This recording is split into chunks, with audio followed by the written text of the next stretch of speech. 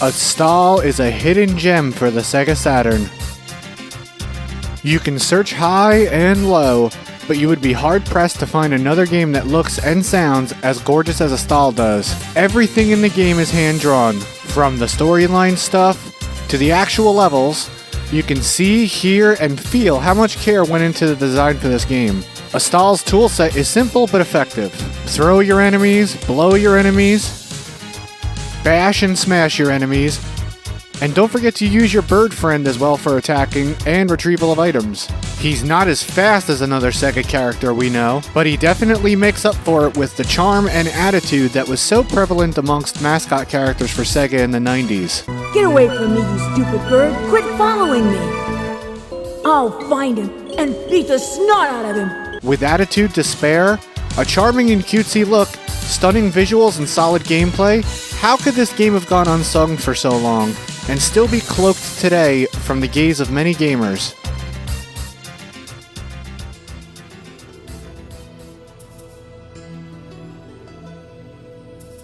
Astal was released with very little or no word of mouth. I researched to find promotions or announcements for this game at the time, and this was all I could come up with. One ad in a Sega magazine from 1995, and it reads, "Saturn games. They look nice but they're unplayable, right? Wrong. First Panzer, then Daytona, and now Astal prove that the Saturn is getting extremely playable new games that just happen to look incredibly gorgeous. Seeing this, you'd probably be really excited to go grab your money and run to the store to grab your copy. And when you finally did... oh no! Why such a bad cover? This conveys absolutely nothing of what the game is about. Oh man. Why does Japan always get the cool artwork?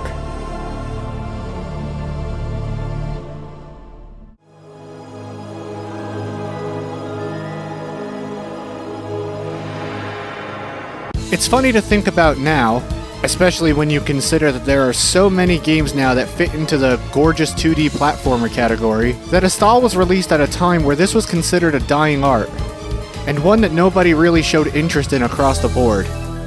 Games like this weren't all the rage. Games like this were.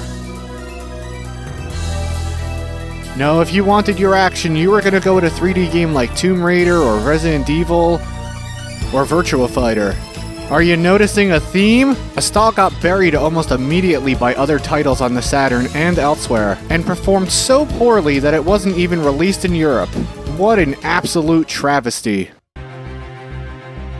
Now, I did say before that Astal's gameplay is pretty good, but that might be considered a topic of debate even amongst fans of the game. The first problem is that while Astal's attacks and abilities are good, his jumping and movement needs some work. It may look alright, but it all feels just the slightest bit too loose, and that can lead to some simple jumps being treacherous ones. The second problem is made even worse by the loose gameplay, and that is what I'm calling the artificial difficulty in the game, in the form of only having one continue and 3 points of health which do not regenerate between levels. This is a huge change from the Japanese release, which you got unlimited continues and 5 points of health.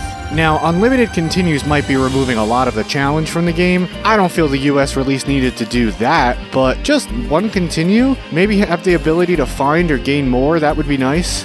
And it wouldn't lead to a disappointing and premature game over screen. It's only in recent years that Astal is being recognized for its charm and gameplay, and that's mostly amongst Saturn devotees. For me though, I've owned this game since childhood and I've always loved it. The visuals, the music, and the overall charm of Astal are what kept me coming back and playing it time and time again. Basically for me, Astal the character is the reason why I kept playing Astal the game. And it got me thinking about what an opportunity Sega missed with Astal. The Sega Saturn really didn't have, and doesn't have, any flagship character that was promoting the system.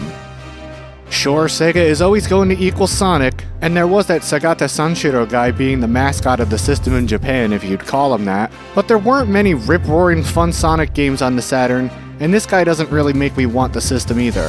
Astal could have and should have been that character that made you immediately think Sega Saturn. Mix that with his emotional growth from being bratty to slightly less bratty to lovable, and you have a character with attitude and heart who was prime material to cast out the sales on the Sega Saturn flagship. And it's not like all of this is accompanied by some horrid gameplay. The game does have a few flaws, and if they had tweaked it just a little bit, this game would have been a 10 out of 10. Sadly though, even today, this game doesn't garner very much attention. But I know one thing that can change that. Well, two things.